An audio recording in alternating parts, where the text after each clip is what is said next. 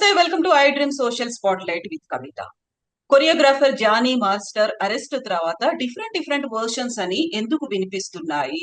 Johnny master wife తో పాటుగా ఆయన అభిమానులు కొంతమంది కావాలనే కుట్ర చేశారు, ఆయన్ని ఇరికించారు, అరెస్ట్ చేశారనే మాట ఎందుకు చెప్తున్నారు? ఎవరు కుట్రలో భాగం అయ్యారు? ఎందుకని జానీ మాస్టర్ కుట్రలో ఇరికించే పరిస్థితి ఏర్పడింది? దీని వెనకాల ఎవరున్నారు? మనతో పాటుగా ఉన్నారు సినీ క్రిటిక్ త్రిపురనేని చిట్టి గారు. చిట్టి గారు, నమస్కారం అండి. నమస్తే. ఇప్పుడు జానీ మాస్టర్ ఇష్యూ చాలా పెద్ద ఇష్యూ. గతంలో కూడా ఇలాంటి ఆరోపణలు వచ్చాయి. మీటూ మూవ్మెంట్ జరిగింది, కాస్టింగ్ కౌచ్ ఇవన్నీ అయిన తర్వాత ఫిల్మ్ ఇండస్ట్రీకి సంబంధించి డిఫరెంట్ వర్షన్స్, డిబేట్ టాక్ అనేది అరెస్ట్ తర్వాత ఎందుకని వినిపిస్తోందండి? ఎందుకని అనిపిస్తుంది దీని వెనకాల ఇది ఒక పెద్ద కుట్రే కనపడతాను. పెద్ద కుట్ర. అది కుట్ర అని అనాల్సిన పరిస్థితికి వచ్చిందంటే మీరు order of sequel of events ని స్టడీ చేస్తే ఎంత ఆ కోణం కనపడుతుంది. ఎందుకంటే ఆ కోణం కనపడితే ఆ కుట్ర ఎవరు కూడా తర్వాత చెప్తారు. నెక్స్ట్ ఇక్కడ 2017లో అమ్మాయి పరిచయం అయింది నాకు ఆయన అని చెప్పి 2019లో నేను ఆయన దగ్గర అసిస్టెంట్ గా జాయిన్ అయ్యాను. షూటింగ్ బాంబేకి వెళ్ళాను. అక్కడ షూటింగ్ స్పాట్ లో క్యారవాన్ లో నాతో అసభ్యంగా ప్రవర్తించి నన్ను రేప్ అటెంప్ట్ చేశాడు అని చెప్పి. సరే, ఇప్పుడు 2019లో జరిగితే ఆ షూటింగ్ స్పాట్ అంటే 125 మంది ఉంటారు. డాన్స్ సాంగ్ అంటే డాన్సర్స్, అసిస్టెంట్, మేకప్, ప్రొడక్షన్ మొత్తం 150 మంది యూనిట్ ఉంటారు. ఆ యూనిట్ కొంతమంది ఉండగా ఈ వ్యాన్ అంటే ఎక్కడో ఊరవుతూ ఉంటుంది. షూటింగ్ స్పాట్ దగ్గర జస్ట్ ఒక 100 అడుగులు డిఫరెన్స్ లో డిస్టెన్స్ లోనే ఉంటుంది వ్యాన్. ఎక్కడో ఊరవుతారు పెట్టు. షూటింగ్ స్పాట్ లో క్యారవాన్ అంటే అక్కడక్కడే ఉంటాయి. సో ఈయన ఒక అమ్మాయి రేపు ఒక అరుగుపరిచిన అప్పటికి జానీ మాస్టర్ ఇంతటి పెద్ద మనిషి డాన్స్ మాస్టర్ కాదు. అప్పుడు 2019లో అప్పుడే ఆయన పేరు సంపాదిస్తున్న డాన్స్ మాస్టర్. సో 25 మంది డాన్స్ మాస్టర్లు ఆయన కూడా. ఇవాళ పేరు సెలబ్రిటీ, ఒక యూనియన్ ప్రెసిడెంట్. అప్పుడు అంత కాదు. సో చేసినప్పుడు నువ్వు ఒక కేక అరిచినా వచ్చేవారు ఎవరన్నా, బయటకు వచ్చి చెప్పినా వినేవారు. అక్కడే పోలీస్ స్టేషన్ లో కంప్లైంట్ ఇచ్చారు. దానికి భయపడ్డాను అనేసరికి ఆయన అంత సెలబ్రిటీ కాదు, అవ్వద్దు భయపడ్డాయి. అదొక పశ్చాపడతాం. నెక్స్ట్ 2018లోనే కమిటీ వేసాము. ఈ కమిటీ వేసి ఒక కంప్లీట్ అందరికి, అన్ని ఛానల్ అందరికి, మా యూనియన్ అందరికి కూడా 24 క్యాట్స్ కి ఎవరైనా సరే లైంగిక వేధింపు ఉంటే ఒక సీల్డ్ కవర్ లో ఇక్కడ బాక్స్ లో వేయండి. వేస్తే మీ పేర్లు కూడా, మీ వివరాలు, పేర్లు బయటికి రాకుండా మేము దాన్ని ఇన్వెస్టిగేట్ చేసి వాళ్ళని శిక్షించడం జరుగుతాయి అని చెప్పాం. అలాగే అనేక కేసులు వచ్చినాయి. తప్పు చేసిన వాళ్ళు 6 కవర్లు వచ్చాయి. కానీ మరి నువ్వు 18లో జరిగిందన్నో, 19లో జరిగిందన్నో, 18లో నీకు అవుతుంది. ఆ కమిటీకి కూడా చెప్పలేదు, కమిటీకి కూడా కంప్లైంట్ చేయలేదు. సరే, ఆ తర్వాత సరే రేపు చేసి పట్టాడు. దూరంగా ఉన్నావా? అమ్మాయి దూరంగా ఉందా? లేదు. అమ్మాయితో అతనితో ప్రయాణం చేసింది. అతని దగ్గరే రేప్ చేసిన వాడితోటే పనిచేస్తారని చేసింది. అతను హీరోగా, ఈ అమ్మాయి హీరోయిన్ గా ఒక సినిమా ముహూర్తం జరిగింది. అతన్ని పెళ్లి చేసుకోవాలి, నేను ఆయన లవ్ చేసుకుంటా, నువ్వు తప్పుకోని పెళ్ళంతో, భార్యతోటి పోరాడింది, గొడవ చేసింది. నువ్వు తప్పుకో, నేను ఆయనతో బిడ్డగలాలి, నువ్వు వదిలేసే ఆయన చెప్పి అదంటూ. ఆ అమ్మాయి ముస్లిం ఆచారం ప్రకారం భర్తను ఇంకో పెళ్లి చేసుకుంటే తప్పు లేదు, అడ్డుకోలేరు ఎవరు. ఎందుకంటే వాళ్ళ హిందువులకి ప్రాబ్లం, కానీ వాళ్ళు భార్య బతుకోడు కానీ ఇంకో పెళ్లి చేసుకోరు. సో దాని మీద ఈ విషయంగా నేను అడ్డుకోలేదు, కానీ మీ పెళ్లికి నేను అడ్డుకోలేదు, కానీ మీ పెళ్లికి మరొక అడ్డుంది. నువ్వు ముస్లింగా మారితేనే వాళ్ళు ఒప్పుకుంటారు, కానీ నువ్వు ముస్లింగా మారాలి. అసలు ఇంత దూరం ఆ డిస్కషన్ రావడానికి ఇంత దూరం నువ్వు ప్రయాణం చేసావు కదా, ఆయనతో పెళ్లి దాకా వెళ్ళావు కదా, ఆయనతో సినిమా హీరోయిన్ గా ముహూర్తం జరిగింది కదా, ఎలా ట్రావెల్ చేసావు? అసలు రేపు చేసిన వాడితో ట్రావెల్ చేసి మళ్ళీ అనేక ఇంటర్వ్యూలు ఇచ్చింది. అనేక ఇంటర్వ్యూలు ప్రకారం ట్రావెల్ చేయండి. ఆయనే నాకు దేవుడు, ఆయన నాకు జీవితాన్ని ఇచ్చాడు, ఆయన నాకు ఎంతో హెల్ప్ చేశాడు, నాకు అండగా ఉన్నారు, నాకు నేను ఇవాళ ఈ స్థాయిలో ఉన్నానంటే జానీ మాస్టర్ అనేక వీడియోలు చెప్పారు. అంటే ఎన్నాళ్ళు ఆయనతో ట్రావెల్ చేసి ఆయనతో ప్రయోజనం పొందుతూ ఆయన నాకు కావాలని ఆయన భార్యతో గొడవ చేస్తూ ఇంత దూరం వెళ్ళి ఇవాళ సడన్ గా 6 సంవత్సరాల తర్వాత సడన్ గా ఆయన ద్రోహి, ఆయన చేశాడు, ఇప్పుడు నన్ను గెలిచాడు అని చెప్పటంలో ఔచిత్యం ఏమిటి? ప్లస్ ఎందుకు చెప్తున్నారు? ఇది ఆధారం లేని ఆరోపణ ఎందుకు చేస్తుంది? ఇవాళ ఆధారం దొరకదు. 2019లో రేపు జరిగితే ఇవాళ మెడికల్ టెస్ట్ తీసినా కూడా ఆ అమ్మాయి రేపు చేయబడిందా లేదా ఏ సెన్సెస్ మెడికల్ గా దొరకవు. సో ఆధారం కూడా దొరకడానికి వీలు లేకుండా ఒక ఆరోపణ అప్పుడు జరిగిందని, ఇప్పుడు కాకుండా. ఇవన్నీ చూస్తా ఉంటే ఇవన్నీ ఎవరో ప్లాన్ చేసి ప్లాన్ చేసిన కుట్ర కనపడదు ఎక్కడ. ఎందుకంటే ఈ అమ్మాయి ఎంత తెలివిగలదా, ఆయన్ని పోక్సో కేసులో ఇరికించాలి, ఆయన్ని సినిమా ఫీల్డ్ బ్యాన్ చేయాలి. ఈ సినిమా ఫీల్డ్ బ్యాన్ చేయాలంటే షూటింగ్ స్పాట్ లో జరిగితేనే బ్యాన్ చేస్తారు. అలాగే ఫోక్స్ అయితేనే ఫోక్స్ సెక్షన్ అయితేనే 376 సెక్షన్ అయితేనే అతన్ని ఆ సెక్షన్ రావాలంటే మైనర్ లేదు. అంటే 2019 ఏమై మైనర్, ఇప్పుడు మేజర్. కనుక ఇన్ని సంవత్సరాలు చేసినప్పుడు పోయిన సంవత్సరమో ఆ ముందు సంవత్సరమో మళ్ళీ అంటే ఎప్పటికప్పుడు నా మీద లైంగిక దాడి చేస్తాడు. ఎవరన్నా ఒక అమ్మాయిని చోట ఒకసారి లైంగిక దాడి ఒకటి చేశాడంటే వాడితో వెళ్తా ఉంటావు, వాడితో తిరుగుతూ ఉంటావు, వాడితో పని చేస్తూ ఉంటావు, వాడితో పెళ్లి సినిమా షూటింగ్, అతను హీరోగా నువ్వు హీరోయిన్ గా ముహూర్తాలు కూడా జరుగుతాయి సినిమాలకి. మళ్ళీ ఆయన లైంగిక దాడి ఎంత వింటానికి ఒక వింత కథగానో ఒక విస్తృతమైన నేపథ్యం కనపడతాను. ఇది ఎవరు తయారు చేశారు? ఇక్కడ రాజకీయం అనేది ఉంది. ఎందుకు రాజకీయం? దాన్ని నేను చెప్తాను. రాజకీయం అయితే చిట్టి గారు ఇప్పుడు 16 ఏళ్ల వయసు ఉంది అనుకున్నప్పుడు ముంబైలో కూడా సేమ్ ఇలాంటి వెరీ ఫస్ట్ టైం అది జరిగింది. ఆ తర్వాత జానీ మాస్టర్ ఆయన వైఫ్ కూడా వచ్చి నా మీద దాడి చేశారు అనే మాట కూడా చెప్తోంది తను. అది అమ్మాయి చెప్తారు, అమ్మాయి చెప్తుంది. నేను చెప్పేది అమ్మాయి ఎన్నైనా చెప్పొచ్చు. ఆరోపణలు చేయడం మొదలెట్టినాక ఎన్ని ఆధారాలు లేని అమ్మాయి చెప్పేదాన్ని ఒకదానికి ఆధారం ఉండదు, దేనికి ఆధారం. ఇప్పుడు నేను చెప్పేట్లు అన్నిటికీ అమ్మాయి వీడియోల్లో ఆయన పొగిడి ఆయన దేవుడు నాకు ఆయన చెప్పే వీడియోలు ఉన్నాయి. ఆ అమ్మాయి ఆయనకే బిడ్డను కంటాను నేను, నాకు ఆయనతో నాకు బిడ్డ కావాలి, నువ్వు తప్పుకొని భార్యతో పాటు ఇవన్నీ ఉన్నాయి. ఏమైనా వేడి ఆధారాలు లేని ప్లాండ్ గా ఎక్కడ ఆధారాలు లేని ఆరోపణ. రేప్ చేశాడు 2019లో, ఏమిటి ఆధారం? ఎక్కడ ఆధారం? అంత పబ్లిక్ ప్లేస్ లో రేప్ చేస్తే ఎవరికి తెలియదు. మెడికల్ టెస్ట్ ఇద్దామంటే ఇప్పుడు మెడికల్ టెస్ట్ 4 ఏళ్ల తర్వాత మెడికల్ ఏమి ఉండదు. ఒక నెల తర్వాత తీస్తేనే మెడికల్ టెస్ట్ తీస్తేనే సెప్టెంబర్ వరకు. ఇప్పుడు 4 ఏళ్ల తర్వాత సో ఎవిడెన్స్ కూడా ప్రొవైడ్ చేయలేదు, కాదు అని చెప్పుకుంటారు. ఇది ప్లాంట్ గా, అందుకని ప్లాన్ చేశారు. ఒక ప్లాన్ చేసి అప్పుడు పెడదాం. ఇప్పుడు మరి ఇన్నాళ్ళు లైంగిక దాడి చేస్తుంటే ఈ సంవత్సరాలు ఏవి చెప్పలా. 2020, 2021, 2022, 2023 కంప్లైంట్లు మాత్రం ప్రతి సంవత్సరం దాడి చేస్తున్నాడు, ప్రతి సంవత్సరం లైంగిక దాడి చేస్తున్నాడు. కానీ రేప్ చేసింది మాత్రం 19. ఇక్కడ ఫిల్మ్ కమిటీ దగ్గరికి వచ్చి తను కంప్లైంట్ చేసింది. ఇద్దరు స్టేట్మెంట్లు రికార్డ్ చేసిన తర్వాత మేమే సజెస్ట్ చేసాము తన్ని పోలీస్ స్టేషన్ కి వెళ్ళి కంప్లైంట్ చేయమని.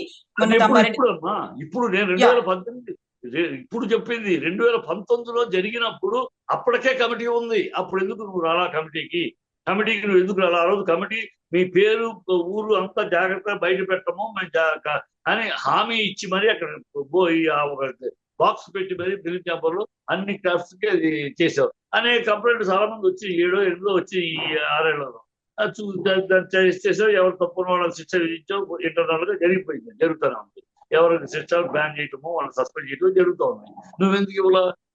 ఆ రోజు నీ పేరు రాదు బయటికి, నీ పేరు రాకుండా పరువు పొందే రాకుండానే హామీ ఇచ్చింది. అలాగే మిగతా వాళ్ళకి జరిగింది. నువ్వెందుకు ఇవ్వలా? ఆ రోజు ఎందుకు ఇవ్వలా 19లో? అంటే ఆ రోజేమో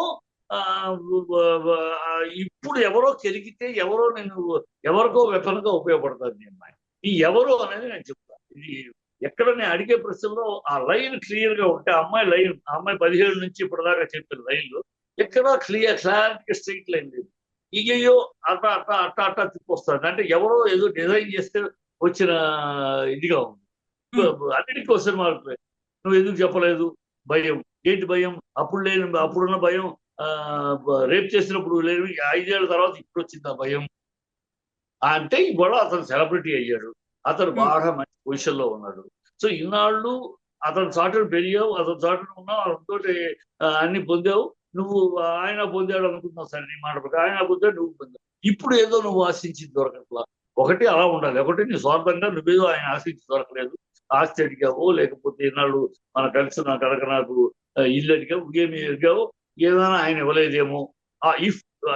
నువ్వు ఆశించింది దక్కలేదనో, నువ్వు కోరుకున్నది దొరకలేదనో ఇవాళ తిరిగి రివర్స్ అయ్యావు. అంతకుముందు లేకపోతే 5 ఏళ్లలోనే ఎప్పుడో ఒకసారి బయట. ఎక్కడ ఈ 5 ఏళ్లలో ఏనాడు ఏ ఇంట్లో ఎవరి దగ్గర కూడా నన్ను జానీ మాస్టర్ వేధిస్తున్నాడు, నన్ను జానీ మాస్టర్ చెప్పలా. నాకు జానీ మాస్టర్ దేవుడు అని చెప్పింది. నాకు దేవుడు ఈ జీవితం ఆయన వెనకాల ఎవరున్నారని మీరు అనుకుంటున్నారు? వ్యక్తిగతంగా అమ్మాయే కావాలని చేసిందా, లేకుంటే ఫిల్మ్ ఇండస్ట్రీలో వాళ్ళు కావాలని చేశారా? ఫిల్మ్ ఇండస్ట్రీలో కాదమ్మా, సినిమా ఫీల్డ్ కల్లా రాజకీయ ఇండస్ట్రీ. ఇవాళ పవన్ కళ్యాణ్ 2029కి ప్రజల్లో కానీ జన సైనికుల్లో కానీ కూటమి తరపున ముఖ్యమంత్రి క్యాండిడేట్ ఎవరో అని ఇప్పుడు ఎవరిని అడిగినా పవన్ కళ్యాణ్ అని చెప్తారు. ఎవరిని అడిగారు ఎందుకంటే 2029 నాటికి చంద్రబాబు గారు 80 ఏళ్ళు ఆల్రెడీ ఆయన ఇదే నా ఆఖరి ఎలక్షన్ అని కూడా చెప్పేశారు.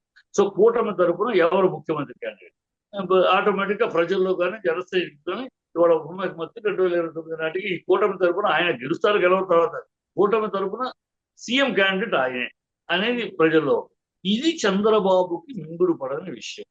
తన 50 ఏళ్ళ తన రాజకీయ జీవితంలో 14 ఏళ్ళు 19 ఏళ్ళు 29 19 ఏళ్ళు సీఎం గా ఉండి తన కొడుకును ఆ స్థానంలో కూర్చోబెట్టకుండా ఇంకెవరో వచ్చి కూర్చుంటే అది ఆయన భరించలేదు పడు.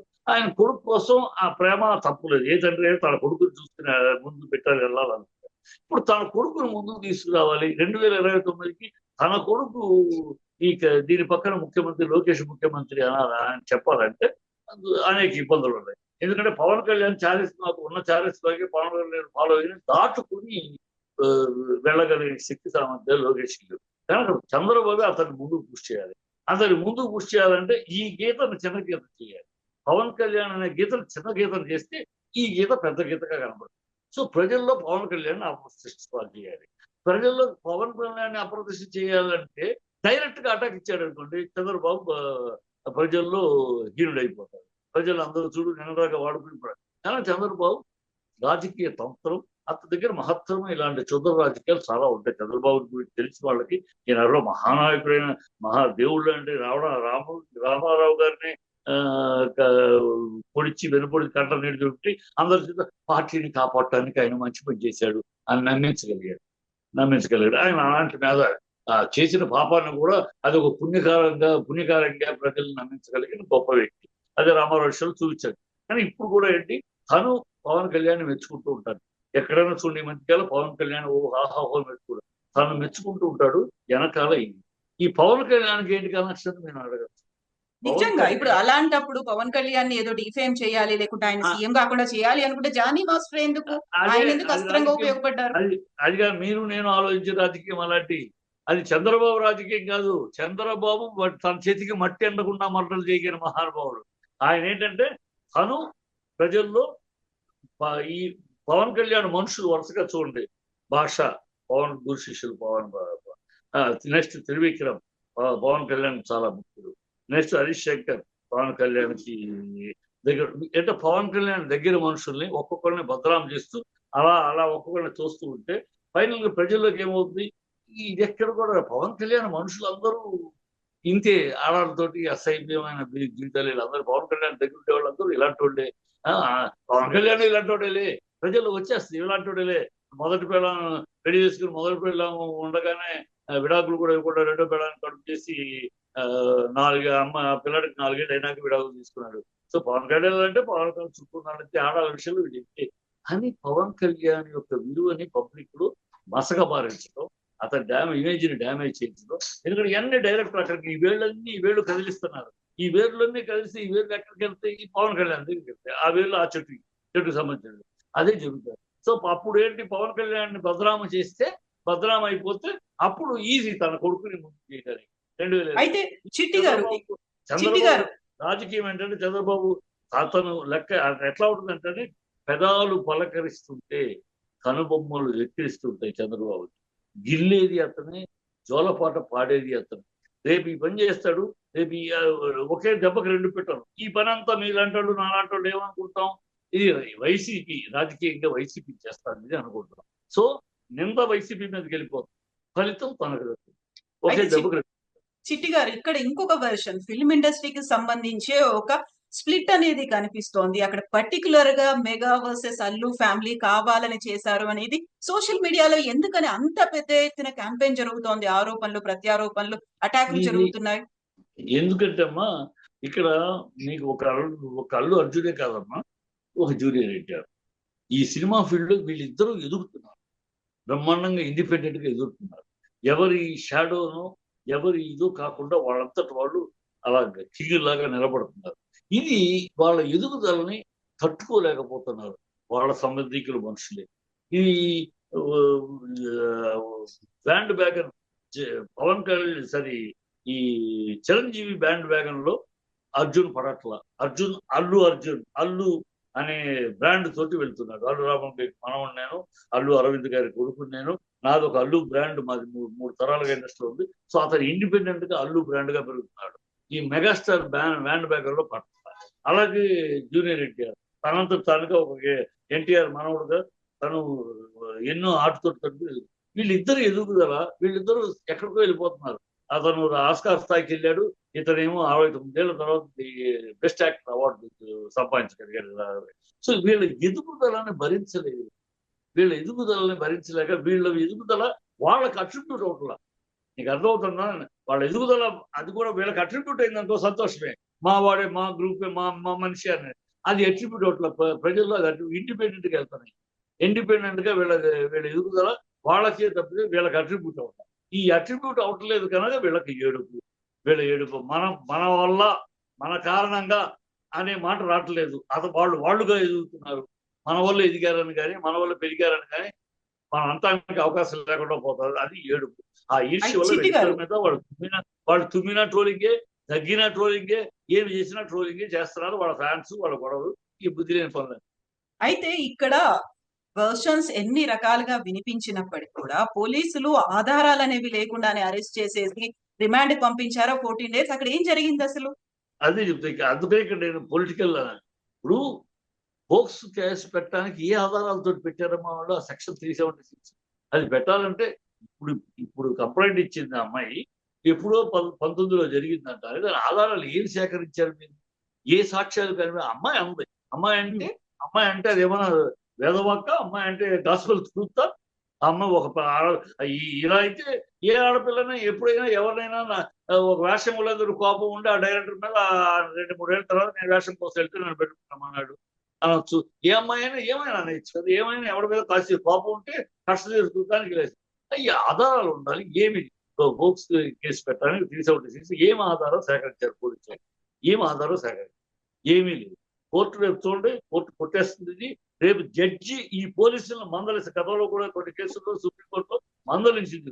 మీరు ఊరినే సెక్షన్స్ ఉన్నాయి కదా అని ఇష్టం వచ్చినట్టు పెడితే ఎట్లా? మీరు ఆ సెక్షన్ కావాల్సిన ఆధారాలు ఏం సేకరించారు? మీరు ఏం సేకరించి పెడుతున్నారు? సెక్షన్స్ మీ ఇష్టాన్ని వాడతారని పోలీసులు మందలించింది కదా కొన్ని కేసులు ఇలాంటివి. సో రేపు కూడా చూడండి, కోర్టు పోలీసులు మందలిస్తుంది. ఇక్కడ పోలీసు ఎందుకు అంత ఉత్సాహంగా చేస్తుంది? ఒక పక్క రూలింగ్ ప్రభుత్వం, పవన్ కళ్యాణ్ యొక్క మనిషి అయినా ఎందుకు జరుగుతుంది? అక్కడ ఈ శక్తులు అండగా ఉంటున్నాయి ఆ పోలీసుకి. అందుకే చక అసలు ఇంటర్నేషనల్ దొంగను పట్టుకునేంత దీంట్లో గోవాకి వెళ్ళిపోయింది పోలీసు, అక్కడికి వెళ్ళిపోయింది, ఇక్కడ పోయింది, పరిగెత్తేది ఏదో ఇంటర్నేషనల్ దావూద్ ఇబ్రహీములు వీళ్ళని పట్టుకునే లెవెల్లో అంత చివరిలో పోలీసు ఎందుకు పనిచేస్తుంది? ఇలాంటి వాళ్ళు బట్టి